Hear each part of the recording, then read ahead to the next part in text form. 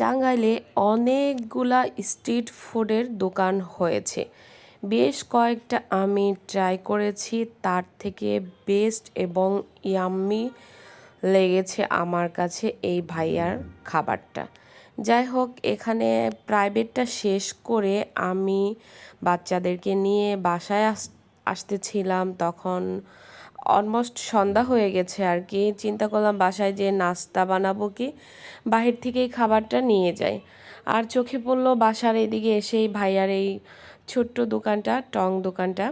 যাই হোক, পরে ভাইয়ার সাথে কথা বলে খাবার সম্পর্কে একটা ধারণা নিয়ে বললাম কি খাবারটা মজা হয় আপনার এখানে, ওইটাই নিব আমি। সে বলল মোমো আর পাস্তাটা নিতে পারেন, চিজ পাস্তাটা। আর এত চিজ ছিল যা বলার বাহিরে, এর জন্য মনে হয় বেশি মজা লাগছে।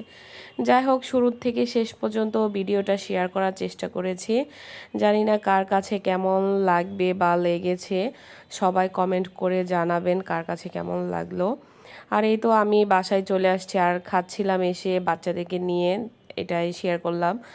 দেখেন কত চিজ ছিল, আর পাস্তাটাও খুবই মজা হয়েছিল। মোমোটাও মাশাল্লাহ খুব মজা হয়েছিল, আমার তো খেয়ে খুব ভালো লেগেছে। আমি এবং বাচ্চারা মানে খেয়ে মানে দেখলাম যে না, ঠিক আছে, ভাইয়া যেভাবে কথা বলতেছিল তার কথার সাথে খাবারের স্বাদ একদম পারফেক্ট। যাই হোক, তারপর রিয়াকে বললাম তুমি একটু খেয়ে দেখে বলো কেমন হয়েছে খাবারটা, তোমার কাছে মানে মজা লাগতেছে নাকি, টেস্ট ঠিক আছে নাকি। রাত্রি রিয়া দুইজন নেই খেয়ে বলেছে যে আম্মু হ্যাঁ ঠিক আছে খাবারটা।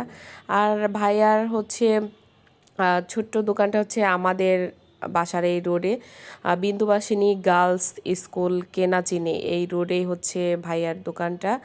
আর যদি আরও ভালো করে বলি, মুক্তা সেন্ট্রাল যে হসপিটালটা আছে এখানেই।